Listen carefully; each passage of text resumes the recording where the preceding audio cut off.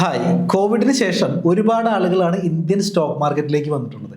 അപ്പോൾ ഈ share trade ചെയ്യുന്ന ആളുകളുടെ അടുത്ത ഒരു കൺഫ്യൂഷൻ അല്ലെങ്കിൽ അടുത്തൊരു ഏരിയ എന്ന് പറയുന്നത് ഇതെങ്ങനെയാണ് ഇൻകം ടാക്സ് റിട്ടേണുമായിട്ട് ബന്ധപ്പെട്ടത്, അല്ലെങ്കിൽ ഇതൊക്കെ ഇൻകം ടാക്സ് റിട്ടേൺ ഫയൽ ചെയ്യേണ്ടതായിട്ടുണ്ടോ, എങ്ങനെയൊക്കെയാണ് ഇതിൻ്റെ ടാക്സ് റേറ്റുകൾ വരുന്നത്, എന്തൊക്കെ കാര്യങ്ങളാണ് നമ്മൾ ശ്രദ്ധിക്കേണ്ടതായിട്ടുള്ളത്. അപ്പോൾ ഈ കാര്യങ്ങളാണ് നമ്മൾ ഇന്ന് ഡിസ്കസ് ചെയ്യുന്നത്. അപ്പോൾ ഇന്ന് എൻ്റെ കൂടെയുള്ളത് ഓഫീസിലുള്ള ജസ്ന ഓഫീസ് സ്റ്റാഫാണ്. ദിവ്യ CMA ഇന്റർ ചെയ്യാണ്. പിന്നെ അനിറ്റ CMA ക്വാളിഫൈഡ് ആണ്. നമ്മളുടെ കോർപ്പറേറ്റ് ഡിവിഷൻ അനിറ്റയാണ് ഹെഡ് ചെയ്യുന്നത്. അപ്പോൾ നമുക്ക് ഡിസ്കഷനിലേക്ക് കിടക്കാം.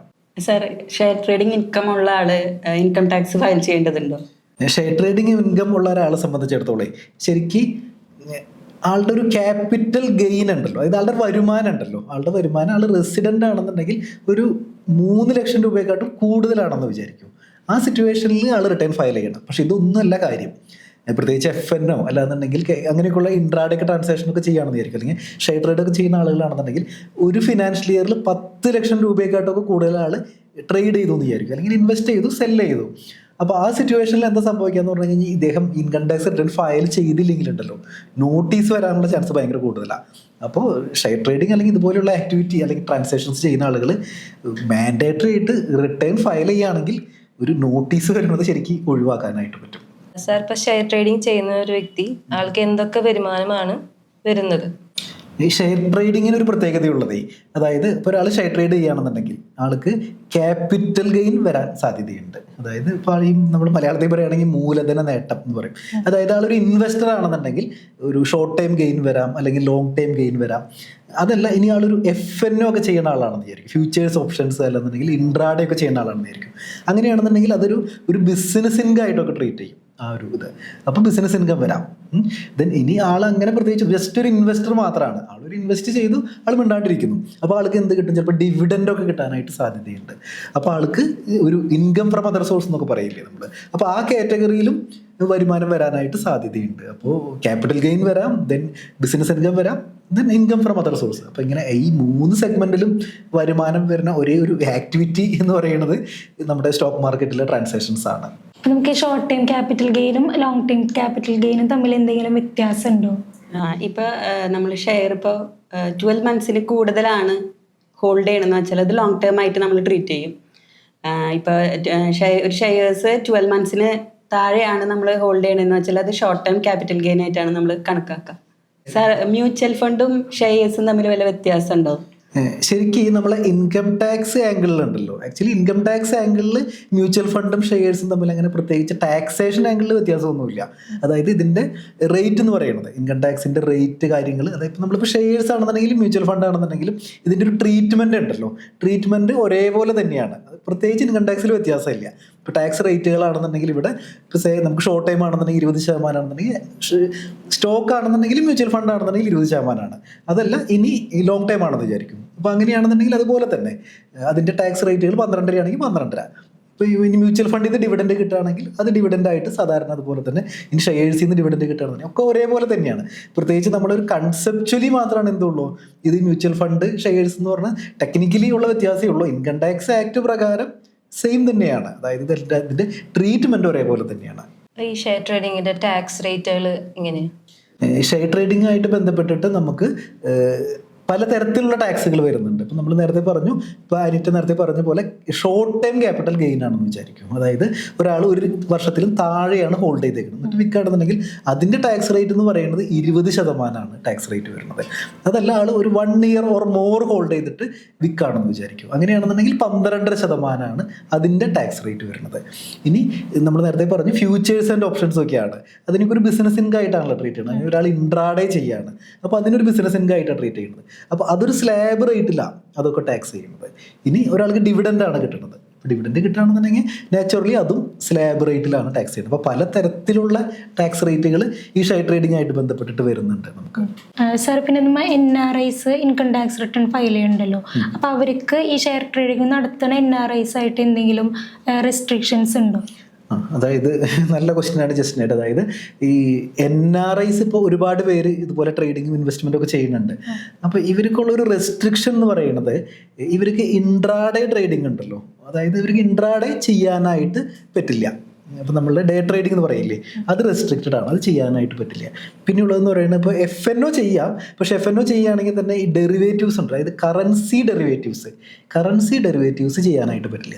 പിന്നെ ഏറ്റവും ഇമ്പോർട്ടൻ്റ് ആയിട്ടുള്ളൊരു കാര്യം എന്ന് പറയുന്നത്, ഇപ്പോൾ നമ്മൾ NRI ആയിട്ടുള്ള ഒരാളുണ്ടല്ലോ, ആൾക്ക് സാധാരണ ട്രേഡിംഗ് അക്കൗണ്ട് ഉണ്ടല്ലോ, അതായത് ഒരു നോർമൽ ഡിമാറ്റ് അക്കൗണ്ട് വെച്ചിട്ട് ട്രേഡ് ചെയ്യാനായിട്ട് പറ്റില്ല.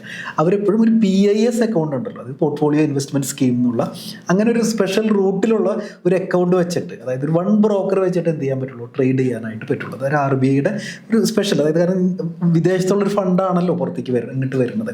അപ്പോൾ അത് കാരണം തന്നെ അതിനൊരു കൺട്രോൾ മെക്കാനിസം വെച്ചിട്ടുണ്ട്. അപ്പോൾ നമ്മൾ NRI ആണെന്നുണ്ടെങ്കിൽ 4-5 ബ്രോക്കറൊക്കെ വെച്ചിട്ട് ട്രേഡ് ചെയ്യാനായിട്ട് പറ്റില്ല. കുറച്ചൊരു കൺട്രോൾഡ് ആയിട്ടുള്ള ഒരു അങ്ങനെയുള്ള ഒരു റെസ്ട്രിക്റ്റഡ് ആയിട്ടുള്ള റൂട്ടാണ് NRI ഷെയർ ഇൻവെസ്റ്റ്മെൻ്റ് ആയിട്ട് ബന്ധപ്പെട്ടിട്ട് വരുന്നത്. ഇപ്പൊ NRI നാട്ടിലേക്ക് വന്നു വിചാരിക്കേ, ആള് ഇവിടെ തുടരാണെങ്കിൽ അപ്പൊ PIS ഇതിലുള്ള അക്കൗണ്ടിലുള്ള ഷെയർസ് എങ്ങനെയാണ് നമ്മൾ കൺവെർട്ട് ചെയ്യുക, അങ്ങനത്തെ കാര്യങ്ങളല്ലേ. അതായത് ഇപ്പോൾ ഒരാൾ NRI ആള് അവസാനിപ്പിച്ച് വരികയാണ്, ആൾ നാട്ടിലേക്ക് വരികയാണെന്നുണ്ടെങ്കിൽ ആൾ ചെയ്യേണ്ട കാര്യം എന്ന് പറയുന്നത്, ആളുടെ നമ്മൾ നേരത്തെ പറഞ്ഞ പോലെ PIS അക്കൗണ്ട് ആണെന്ന് വിചാരിക്കും. അതായത് ആളൊരു പോർട്ട്ഫോളിയോ ഇൻവെസ്റ്റ്മെന്റ് സ്കീം അക്കൗണ്ട് വെച്ചിട്ടാണ് ആൾ ട്രേഡ് ചെയ്തുകൊണ്ടിരിക്കുന്നത്, അപ്പോൾ അല്ലെങ്കിൽ ഇൻവെസ്റ്റ് ചെയ്തുകൊണ്ടിരിക്കുന്നത്. അപ്പോൾ ആ ഒരു സിറ്റുവേഷനിൽ ആൾ നാട്ടിലേക്ക് വരുമ്പോൾ ഐദർ ആളുടെ ആ PIS അക്കൗണ്ട് ഉണ്ടല്ലോ, അതിൽ നിന്ന് ആൾക്ക് വേണമെങ്കിൽ ഒരു സാധാരണ അക്കൗണ്ട് തുടങ്ങാം, അതായത് സാധാരണ ഒരു റെസിഡന്റ് അക്കൗണ്ട്, ഡിമാറ്റ് അക്കൗണ്ട് തുടങ്ങാം. എന്നിട്ട് ഈ PISയിലുള്ള ഹോൾഡിംഗ് മുഴുവൻ എന്ത് ചെയ്യണം, ഇയാൾക്ക് ഇപ്പുറത്തേക്ക് ട്രാൻസ്ഫർ ചെയ്യണം. അതായത് വൺസ് ഇയാൾ റെസിഡന്റ് ആയി കഴിഞ്ഞ് കഴിഞ്ഞാൽ ഇയാൾക്ക് പിന്നെ PIS എന്ത് ചെയ്യാൻ പറ്റില്ല, ഹോൾഡ് ചെയ്യാനായിട്ട് പറ്റില്ല. നമ്മൾ നേരത്തെ അതിൻ്റെ റിവേഴ്സാണ് കണ്ടത്. അതായത് ഒരാൾ വിദേശത്തേക്ക് പോവുകയാണെന്ന് വിചാരിക്കും, ആ സിറ്റുവേഷനിൽ ആൾക്ക് സാധാരണ ഡിമാറ്റ് അക്കൗണ്ട് എന്ത് ചെയ്യാൻ പറ്റില്ല, അത് കണ്ടിന്യൂ ചെയ്യാൻ പറ്റില്ല. ആളൊരു PIS അക്കൗണ്ട് എടുത്തിട്ട് ഒന്നുകിൽ ഈ ഹോൾഡിംഗ് എന്ത് ചെയ്യണം, അങ്ങോട്ട് ഷിഫ്റ്റ് ചെയ്യണം. അതേപോലെ തന്നെ അല്ലെങ്കിൽ ഹോൾഡ് ചെയ്യണമെങ്കിൽ ഹോൾഡ് ചെയ്യാം. പക്ഷേ വൺസ് ആൾ തിരിച്ചു വരുമ്പോൾ എന്താ സംഭവിക്കുക എന്ന് പറഞ്ഞാൽ, ഇനി ആൾ തിരിച്ചു പോകാൻ ഉദ്ദേശിക്കണില്ലല്ലോ. അപ്പോൾ പിന്നെ ആൾക്ക് PIS കണ്ടിന്യൂ ചെയ്യാൻ പറ്റില്ല. PIS ഒന്നിനെയും ക്ലോസ് ചെയ്തിട്ട് ഇപ്പുറത്തെ റെസിഡന്റ് അക്കൗണ്ടിലേക്ക് മാറ്റാം ഹോൾഡിങ്സ്, അതിന് പ്രോബ്ലം ഒന്നുമില്ല. ഈ FNO ചെയ്യുന്ന വ്യക്തികൾക്ക് ടാക്സ് ഓഡിറ്റ് അത്യാവശ്യമായിട്ട് വരും. FNO ചെയ്യുന്ന ആളുകൾക്ക് ടാക്സ് ഓഡിറ്റ് അങ്ങനെ മാൻഡേറ്ററി അല്ല. അതായത് FNO എന്ന് പറയുന്നത് ഓൾമോസ്റ്റ് 100% എന്താ ഒരു ബാങ്കിങ് ചാനലിൽ കൂടെ പോകുന്ന ഒരു ട്രാൻസാക്ഷൻ ആണല്ലോ. അപ്പോൾ അത് കാരണം തന്നെ 10 കോടിയെക്കാട്ടും കൂടുതൽ ടേൺ ഓവർ ഉണ്ടെങ്കിൽ ടാക്സ് ഓഡിറ്റ് ചെയ്യേണ്ട കാര്യമുള്ളൂ. പക്ഷെ ഇതിൽ ഈ ടേൺ ഓവർ കണ്ടുപിടിക്കുന്നതും ഒരു പ്രത്യേക കാൽക്കുലേഷനിലാണ് ഈ ടേൺ ഓവർ കണ്ടുപിടിക്കുന്നത്. അതായത് ഇപ്പോൾ നമ്മൾ ഒരു 10 ലക്ഷം രൂപയ്ക്ക് ഒരു പൊസിഷൻ എടുത്തു, എന്നിട്ട് നമ്മൾ 10,50,000 എക്സിറ്റ് ചെയ്തു എന്നിരിക്കും, 50,000 രൂപ നമ്മുടെ ലാഭം. അപ്പോൾ ആ സിറ്റുവേഷനിൽ ഇതിൽ 50,000 ഉണ്ടല്ലോ, ആ 50,000 ആണ് എന്ത് നമ്മുടെ ടേൺ ഓവറായിട്ട് കണക്കാക്കുള്ളൂ. അല്ലാതെ ഈ 10 ലക്ഷം രൂപ എന്ത് ചെയ്യില്ല, ടേൺ ഓവറായിട്ട് കണക്കാക്കില്ല. അപ്പോൾ അതേപോലെ വേറൊരു സിറ്റുവേഷനിൽ ഒരാൾ 10 ലക്ഷം രൂപയ്ക്ക് പൊസിഷൻ എടുത്തു, അതൊരു 9,40,000 എക്സിറ്റ് ചെയ്തു എന്ന് വിചാരിക്കും. അപ്പോൾ ആ സിറ്റുവേഷനിൽ ആൾക്ക് 60,000 രൂപ ലോസ് ആണല്ലോ. അപ്പോൾ ആ എബ്സല്യൂട്ട് വാല്യൂ ഉണ്ടല്ലോ, അതായത് ആ ലോസ് ഓർ പ്രോഫിറ്റിൻ്റെ എബ്സല്യൂട്ട് വാല്യൂ, അതാണ് നമ്മൾ എന്ത് ചെയ്യുക, ടേൺ ഓവർ ആയിട്ട് എടുക്കുക. അപ്പോൾ നേരത്തെ 50,000, ഇപ്പുറത്തെ 60,000. അപ്പോൾ 1,10,000 ആണ് ഈ 2 ട്രാൻസാക്ഷനിൽ എന്ത് വരുന്നത്, ഇദ്ദേഹത്തിൻ്റെ ടേൺ ഓവർ വരുന്നത്. അപ്പോൾ ഇങ്ങനെയുള്ള ടേൺ ഓവർ ഉണ്ടല്ലോ, നമ്മൾ ഇങ്ങനെ കാൽക്കുലേറ്റ് ചെയ്യണ ഈ ടേൺ ഓവർ 10 കോടി കടന്നാൽ എന്ത് ചെയ്യുന്നുള്ളൂ, ടാക്സ് ഓഡിറ്റ് ചെയ്യേണ്ട കാര്യമുള്ളൂ. വളരെ റെയറായിട്ടാണ് അങ്ങനത്തെ സിറ്റുവേഷൻസ് ഒക്കെ വരാറുള്ളൂ. കാരണം അത്രയധികം വോളിയം ചെയ്യുന്ന ആളുകൾക്കാണ് എന്ത് വരുന്നുള്ളൂ, ഈ ടാക്സ് ഓഡിറ്റ് ഒക്കെ വരുള്ളൂ. അല്ലാതെ നമ്മൾ എടുക്കുന്ന സെൽ പൊസിഷൻ ഉണ്ടല്ലോ, അതല്ല അതിൻ്റെ ടേൺ ഓവർ. സാർ, ഇപ്പോൾ ഒരു വ്യക്തി ഷെയർ ട്രേഡിംഗ് നടത്തുമ്പോൾ ലോസ് വരാൻ ചാൻസ് ഉണ്ടല്ലോ, അപ്പോൾ നമുക്ക് ഈ ലോസ് ക്യാരി ഫോർവേഡ് ചെയ്യാനായിട്ട് പറ്റുമോ? പിന്നെ അതുപോലെ ക്യാരി ഫോർവേഡ് ചെയ്യുമ്പോൾ എത്ര വർഷം വരെ നമുക്കത് ആ ലോസ് ക്യാരി ഫോർവേഡ് ചെയ്യാം? ലോസ് നമുക്ക് ക്യാരി ഫോർവേഡ് ചെയ്യാം. അതായത് ഷെയർ ട്രേഡിംഗ് ചെയ്യുമ്പോൾ നമ്മൾ നേരത്തെ പറഞ്ഞ പോലെ നമുക്കൊരു 3-4 ടൈപ്പ് കാറ്റഗറി ഓഫ് ഇൻകം വരുള്ളൂ. ഇപ്പോൾ ഒരാൾ ഒരു ക്യാപിറ്റൽ ഗെയിൻ ആണെന്ന് വിചാരിക്കും. അതായത് ഇപ്പോൾ ഫോർ എക്സാമ്പിൾ ഒരു ലോങ് ടൈം ക്യാപിറ്റൽ ഗെയിൻ, അല്ലെങ്കിൽ ലോങ് ടൈമിലാണ് ആൾക്ക് ലോസ് വന്നേക്കുന്നത്, അല്ലെങ്കിൽ ഷോർട്ട് ടൈമിലാണ് ലോസ് വന്നേക്കുന്നത്. അപ്പോൾ ക്യാപിറ്റൽ ലോസ് ആണെന്ന് വിചാരിക്കും. അങ്ങനെയാണെങ്കിൽ അത് അടുത്ത 8 വർഷം വരെ ക്യാരി ഫോർവേഡ് ചെയ്യാനായിട്ട് പറ്റും. അത് കഴിഞ്ഞിട്ട് ഫ്യൂച്ചറിൽ പ്രോഫിറ്റ് വരാണെങ്കിൽ എന്ത് ചെയ്യാൻ പറ്റും, അത് സെറ്റ് ഓഫ് ചെയ്യാം ആൾക്ക്. ഇപ്പോൾ സേ ഒരാൾക്ക് 10 ലക്ഷം രൂപ ലോങ് ടൈമിൽ ലോസ് ഉണ്ട്, അപ്പോൾ ആൾ ക്യാരി ഫോർവേഡ് ചെയ്തു, 8 വർഷത്തേക്ക് ക്യാരി ഫോർവേഡ് ചെയ്തു. ഇനി അടുത്ത കൊല്ലം പ്രോഫിറ്റ് വന്നു വിചാരിക്കും. അപ്പോൾ എന്ത് ചെയ്യാൻ പറ്റും, ഈ ലോസായിട്ട് ക്യാരി ഫോർവേഡ് ലോസായിട്ട് സെറ്റ് ഓഫ് ചെയ്യാനായിട്ട് പറ്റും. അപ്പോൾ ക്യാപിറ്റൽ ഗെയിൻ്റെ കേസിൽ 8 വർഷം വരെ ക്യാരി ഫോർവേഡ് ചെയ്യാം, അതിനുള്ളിൽ സെറ്റ് ഓഫ് ചെയ്യാം.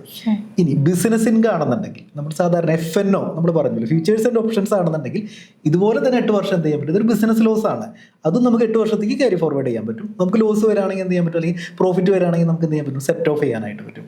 ഇനി അടുത്തതെന്ന് പറയുന്നത് നമ്മളുടെ ഇൻട്രാഡേ ട്രേഡിംഗ് ഉണ്ടല്ലോ, അതായത് നമ്മുടെ ഡേ ട്രേഡിംഗ്. അതിനെ ശരിക്കും നമ്മളൊരു സ്പെക്യുലേറ്റീവ് ട്രാൻസാക്ഷൻ ആയിട്ടാണ് കാണുന്നത്. അപ്പോൾ അതിൻ്റെ ലോസിന് റിസ്ട്രിക്ഷൻ ഉണ്ട്. നമുക്ക് 4 വർഷം വരെ എന്ത് ചെയ്യാൻ പറ്റുള്ളൂ, ക്യാരി ഫോർവേഡ് ചെയ്യാൻ പറ്റുള്ളൂ. അപ്പോൾ നമുക്ക് ഒരു ഇതിൽ സ്പെക്കുലേഷനിൽ പ്രോഫിറ്റ് വരികയാണെന്ന് വിചാരിക്കും, അടുത്ത 4 വർഷത്തിനുള്ളിൽ പ്രോഫിറ്റ് വരികയാണെങ്കിൽ അതെന്ത് ചെയ്യാൻ പറ്റും, സെറ്റ് ഓഫ് ചെയ്യാനായിട്ട് പറ്റും. ഇത്ര നേരം ഇപ്പോൾ പറഞ്ഞുകൊണ്ടിരുന്നതൊക്കെ നമ്മൾ നോർമൽ ഷെയർസിനെ പറ്റിയ. ഇനി നമ്മൾ ബോണസ് ഷെയർസിൽ എങ്ങനെയായിരിക്കും കോസ്റ്റ് ഒക്കെ കണക്കാക്കുക? നമ്മൾ ബോണസ് ഷെയർസ് കിട്ടുമ്പോൾ നമുക്കിതൊരു ഫ്രീ ആയിട്ട് കിട്ടുന്ന പരിപാടി പോലെയാണല്ലോ. ആക്ച്വലി നമുക്ക് നമ്മളുടെ തന്നെ ഷെയർസ്, നമ്മൾ ഷെയറിൻ്റെ വാല്യൂ കുറയുന്നു, അങ്ങനെയാണ് വരുന്നത്. അപ്പോൾ ബോണസ് ഷെയർ വരുമ്പോൾ ഫ്രീ ആയിട്ട് കിട്ടുന്ന കാരണം തന്നെ നമുക്കറിയില്ല, ഇതിൻ്റെ കോസ്റ്റ് ഇല്ലല്ലോ, 0 ആണ് ഇതിൻ്റെ കോസ്റ്റ് എന്ന് പറയുന്നത് ശരിക്കും. അപ്പോൾ ആ സിറ്റുവേഷനിൽ ഇത് 2001 മുൻപാണെന്ന് വിചാരിക്കും.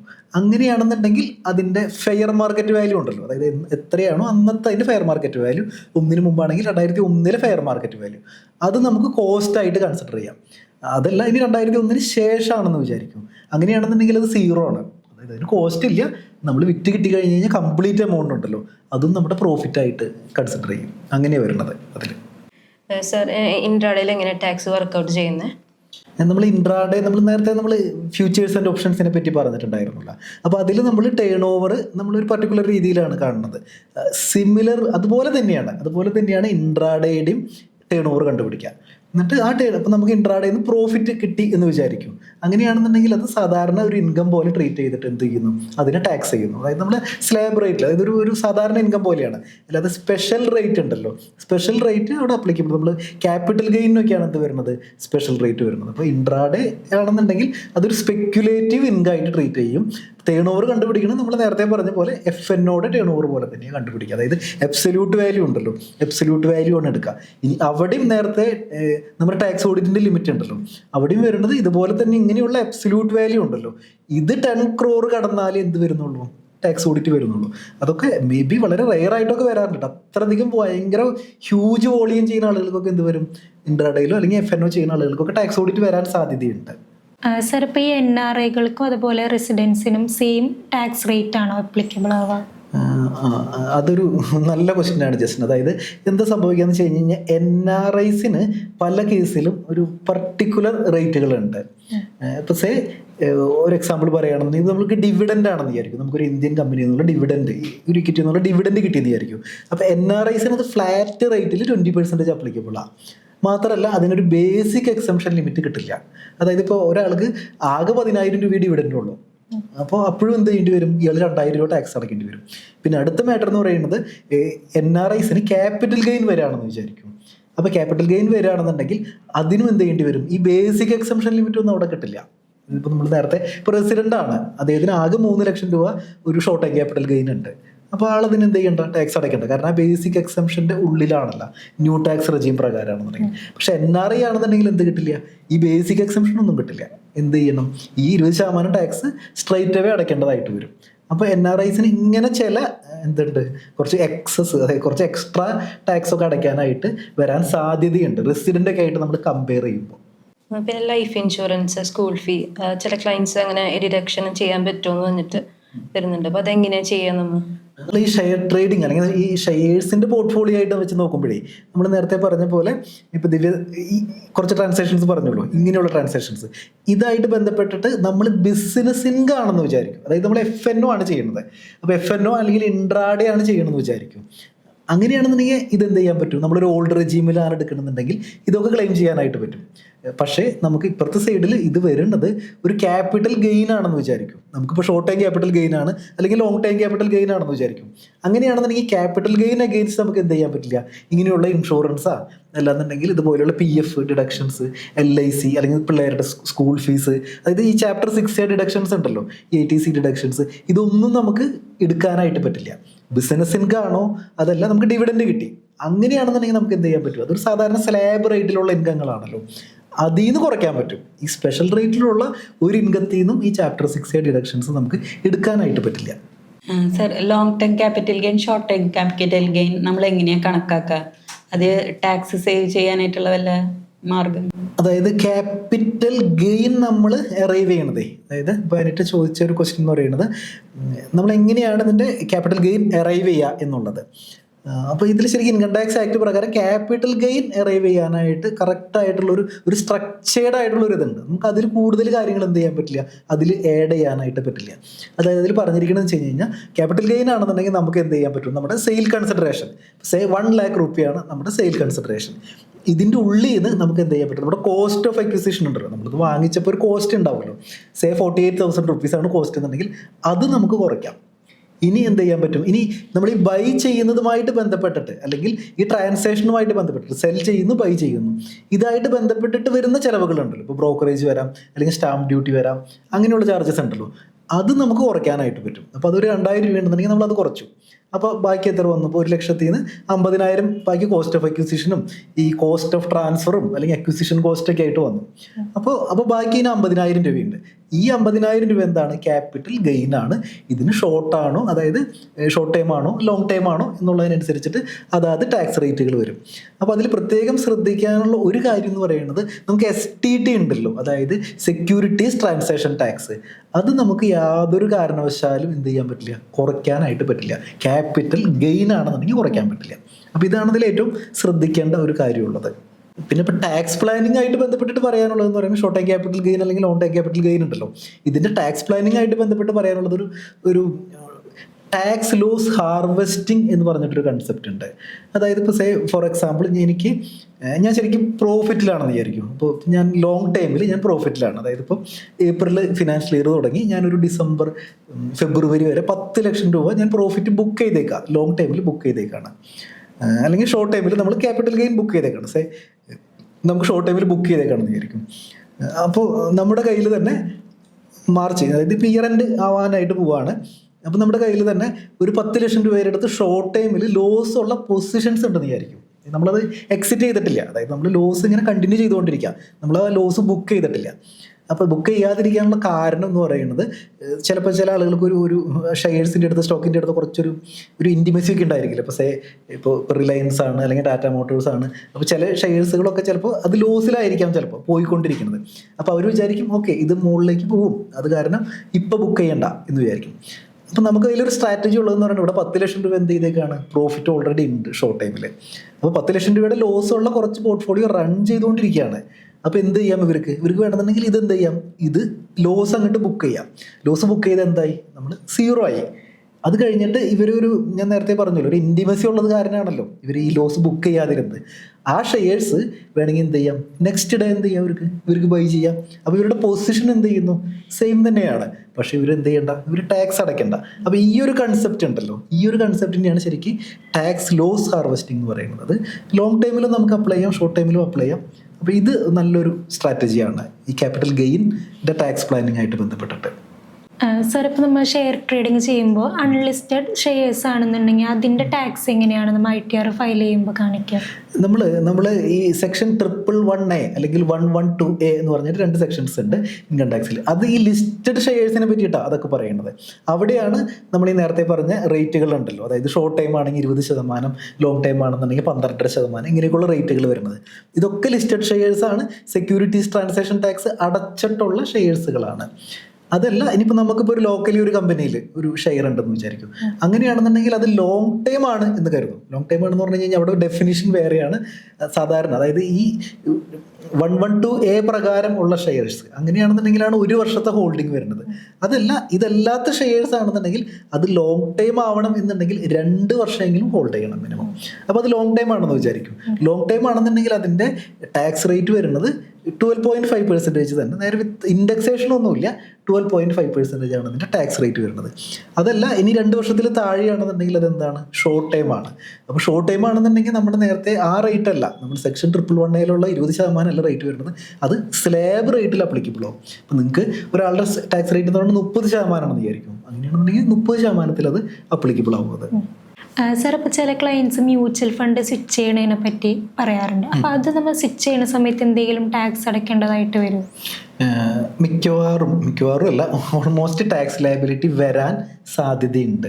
എന്താ സംഭവം എന്ന് പറഞ്ഞു കഴിഞ്ഞാൽ, ഇപ്പോൾ നമുക്ക് പല ക്ലയൻസും പറയും, ചിലപ്പോൾ നമ്മൾ ചോദിക്കുകയാണ് അവരുടെ അടുത്ത് എന്തെങ്കിലും ട്രാൻസാക്ഷൻസ് ഉണ്ടോ, ഈ പ്രത്യേകിച്ച് ട്രാൻസാക്ഷൻസ് ഒന്നും ഉണ്ടായിട്ടില്ല. അപ്പോൾ നമ്മൾ നോക്കുമ്പോൾ ലോഗിൻ ചെയ്ത് നോക്കുമ്പോൾ AIS ചില മ്യൂച്വൽ ഫണ്ട് വിറ്റതായിട്ട് നമ്മൾ കാണാം. അപ്പോൾ എന്താ സംഭവിക്കുക എന്ന് പറഞ്ഞു കഴിഞ്ഞാൽ, സ്വിച്ച് ചെയ്യാന്ന് പറഞ്ഞു കഴിഞ്ഞാൽ ആക്ച്വലി അവർ ഹോൾഡ് ചെയ്യുന്ന ഒരു പൊസിഷൻ എക്സിറ്റ് ചെയ്തിട്ട് വേറൊരു മ്യൂച്വൽ ഫണ്ട്, അതായത് സെയിം ഫണ്ട് മാനേജർ ആയിരിക്കാം, വേറൊരു ഫണ്ടിലേക്ക് അവർ സ്വിച്ച് ചെയ്യുന്നു എന്ന് പറഞ്ഞു കഴിഞ്ഞാൽ ഒരെണ്ണം വിറ്റിട്ട് ആ ഫണ്ടാണ് എന്ത് ചെയ്യുന്നത്, വേറൊരെണ്ണത്തിൽ ഇൻവെസ്റ്റ് ചെയ്യുന്നത്. അപ്പം നാച്ചുറലി അവിടെ എന്തുണ്ടായിരിക്കാം, ഈ എക്സിറ്റ് ചെയ്യുമ്പോൾ അവിടെ ഒരു പ്രോഫിറ്റ് ഉണ്ടാവുമല്ലോ, അപ്പോൾ അതിന് ടാക്സ് വരാനായിട്ട് സാധ്യതയുണ്ട്. അപ്പോൾ പലപ്പോഴും ഇത് ഇപ്പോൾ ക്ലയൻസൊക്കെ പലരും വിചാരിക്കേണ്ടത്, ഞാൻ ജസ്റ്റ് ഒന്നും ചെയ്തിട്ടില്ലല്ലോ, ഞാൻ സ്വിച്ച് ചെയ്തിട്ടല്ലേ ഉള്ളൂ എന്നൊക്കെയാണ് അവർ പറയുക, അല്ലെങ്കിൽ അവർ വിചാരിക്കുന്നത് അങ്ങനെയാണ്. പക്ഷേ ആക്ച്വലി സ്വിച്ച് ചെയ്യുമ്പോൾ എന്താ സംഭവിക്കണമെന്ന് വെച്ച് കഴിഞ്ഞാൽ, അവിടെ പൊസിഷൻ എക്സിറ്റ് ചെയ്യുന്നു. അപ്പോൾ അത് കാരണം തന്നെ അവിടെ ലോങ് ടൈമോ അല്ലെങ്കിൽ ഷോർട്ട് ടൈമോ ഒരു ക്യാപിറ്റൽ ഗെയിൻ, മ്യൂച്വൽ ഫണ്ട് ആകുമ്പോൾ മിക്കവാറും ഒരുപാട് നാളൊക്കെ ഹോൾഡ് ചെയ്യുന്ന കേസുകളായിരിക്കുള്ളൂ. അപ്പോൾ അവിടെ ഒരു ഡെഫിനറ്റ്ലി അവിടെ ഒരു ക്യാപിറ്റൽ ഗെയിൻ വരാനുള്ള സാധ്യതയുണ്ട്, ടാക്സ് വരാനുള്ള സാധ്യതയുണ്ട് അവിടെ. ഇപ്പൊ ഷെയർ ട്രേഡിംഗ് ചെയ്യുന്ന ഒരു വ്യക്തിയെ ഇൻകം ടാക്സുമായിട്ട് ബന്ധപ്പെട്ട് ഏതൊക്കെ ഡോക്യുമെന്റ്സ് ആണ് സൂക്ഷിച്ചു വെക്കേണ്ടത്, അവർ പ്രിസർവ് ചെയ്ത് വെക്കേണ്ടത് എന്നുള്ളതാണ് എൻ്റെ ചോദിച്ചത്. അതായത് ഇപ്പോൾ നമ്മൾ ഇൻകം ടാക്സ് ഷെയർ ട്രേഡിംഗ് ചെയ്യുന്ന വ്യക്തിയായിട്ട് നോക്കുമ്പോൾ നമ്മൾ ഓൾമോസ്റ്റ് എല്ലാ ഡോക്യുമെന്റ്സുകളും നമ്മുടെ ബ്രോക്കറുടെ കയ്യിൽ അവൈലബിൾ. അതായത് ബ്രോക്കറുടെ നമ്മളിപ്പോൾ ലോഗിൻ ചെയ്യും. അപ്പോൾ നമുക്കിപ്പോൾ സെറോദ എന്ന് പറഞ്ഞിട്ടൊരു ബ്രോക്കർ ഉണ്ട്. അപ്പോൾ നമ്മൾ ലോഗിൻ ചെയ്ത് കഴിഞ്ഞ് കഴിഞ്ഞാൽ നമുക്ക് കിട്ടുന്ന ഡോക്യുമെന്റ്സുകളുണ്ടല്ലോ. ഇപ്പോൾ നമുക്കിപ്പോൾ ടാക്സ് PNL അല്ലാന്നുണ്ടെങ്കിൽ ഇപ്പോൾ നമ്മളുടെ സ്ക്രിപ്റ്റ് വൈസ് ഡീറ്റെയിൽസുകൾ, അതായത് ഇപ്പോൾ നമ്മൾ ബൈ ചെയ്ത ഡാറ്റ, സെല് ചെയ്ത ഡാറ്റ, ഇങ്ങനെയുള്ള ഓൾമോസ്റ്റ് എല്ലാ ഡോക്യുമെന്റ്സുകളും നമുക്ക് ബ്രോക്കറുടെ കയ്യിൽ നിന്ന് തന്നെ അവൈലബിൾ ആണ്. ഇപ്പോൾ നമ്മളുടെ ഇപ്പോൾ ഡിമാറ്റ് അക്കൗണ്ടിൽ ലെഡ്ജർ കോപ്പി ഉണ്ടല്ലോ.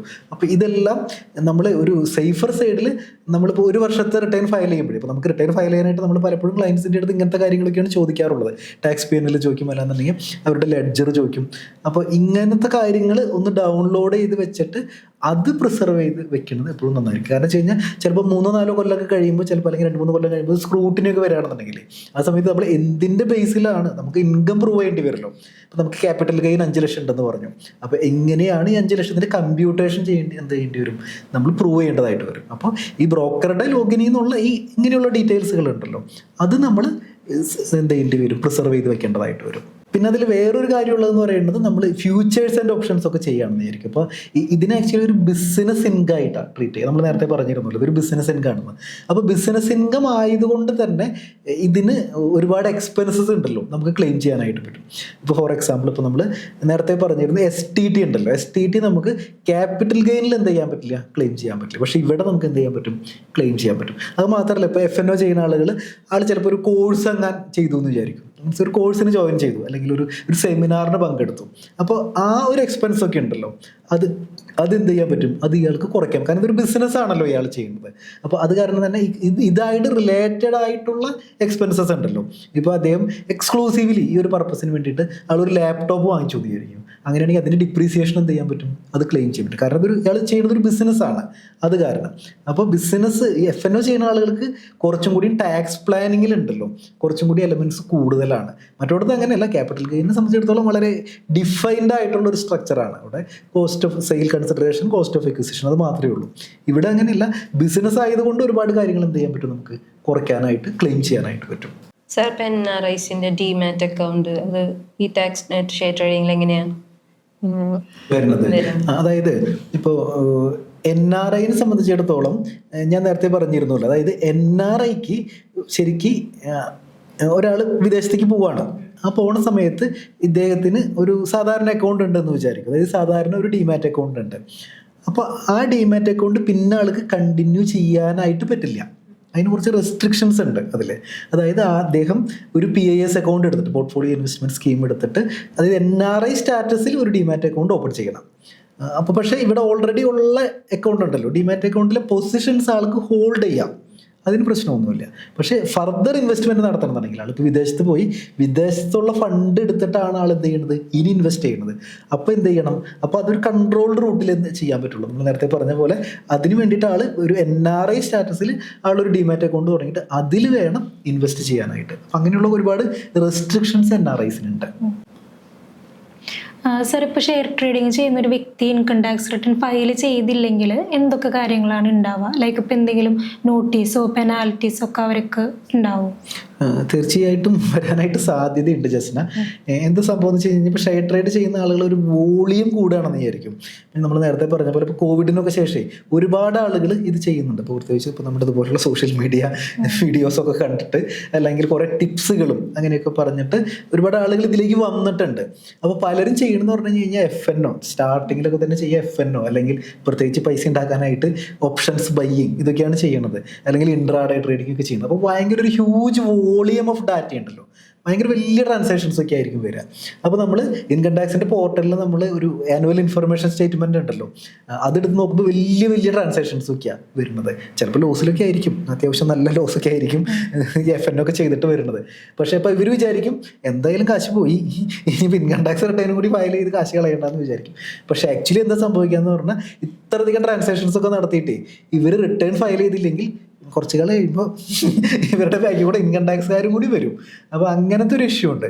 അപ്പോൾ ഒരു സേഫർ സൈഡിൽ ഇങ്ങനെയുള്ള ട്രാൻസാക്ഷൻസ് ചെയ്യുകയാണെന്നുണ്ടെങ്കിൽ ബെസ്റ്റ് പരിപാടി റിട്ടേൺ ഫയൽ ചെയ്തിടുക എന്നുള്ളതാണ്. അപ്പോൾ വളരെ ഡീറ്റെയിൽ ആയിട്ടുള്ള ഒരു ഡിസ്കഷൻ ആയിരുന്നു ഷെയർ ട്രേഡിങ്ങുമായിട്ട് ബന്ധപ്പെട്ടിട്ടുള്ള ഇൻകം ടാക്സ് ഫയലിങ്ങിനെ കുറിച്ചിട്ടുള്ള കാര്യങ്ങൾ, എന്തൊക്കെ കാര്യങ്ങൾ ശ്രദ്ധിക്കണം, എങ്ങനെയാണ് ടാക്സ് റേറ്റ് വരുന്നത്, നിങ്ങൾ റിട്ടേൺ ഫയൽ ചെയ്യേണ്ടതായിട്ടുണ്ടോ, ഇങ്ങനെ വളരെ വളരെ ഡീറ്റെയിൽ ആയിട്ടുള്ള ഒരു ഡിസ്കഷൻ ആയിരുന്നു. അപ്പോൾ നമ്മൾ ഈ ഡിസ്കസ് ചെയ്തതുമായിട്ട് ബന്ധപ്പെട്ടിട്ട് നിങ്ങൾക്ക് എന്തെങ്കിലും സംശയങ്ങളോ അഭിപ്രായങ്ങളോ ഉണ്ടെന്നുണ്ടെങ്കിൽ തീർച്ചയായിട്ടും കമൻറ്റ് ബോക്സിൽ രേഖപ്പെടുത്താം. ചാനലിൻ്റെ വാട്സപ്പ് നമ്പർ ഡിസ്ക്രിപ്ഷനിൽ കൊടുത്തിട്ടുണ്ട്, നിങ്ങൾക്ക് അതിലേക്ക് മെസ്സേജ് അയക്കാം. മലയാളത്തിൽ ഇൻകം ടാക്സുമായിട്ട് ബന്ധപ്പെട്ട് അല്ലെങ്കിൽ പേഴ്സണൽ ഫിനാൻസുമായിട്ട് ബന്ധപ്പെട്ടിട്ട് ഏറ്റവും കൂടുതൽ വീഡിയോസ് ഉള്ളത് നമ്മുടെ ചാനലിലാണ്. അപ്പോൾ ചാനൽ നിങ്ങൾ ഇതുവരെ സബ്സ്ക്രൈബ് ചെയ്തിട്ടില്ലെങ്കിൽ തീർച്ചയായിട്ടും സബ്സ്ക്രൈബ് ചെയ്യുക. ഇതുപോലെ മറ്റൊരു പോഡ്കാസ്റ്റുമായിട്ട് മറ്റൊരു വീഡിയോ ആയിട്ട് വീണ്ടും കാണാം. Thanks for watching.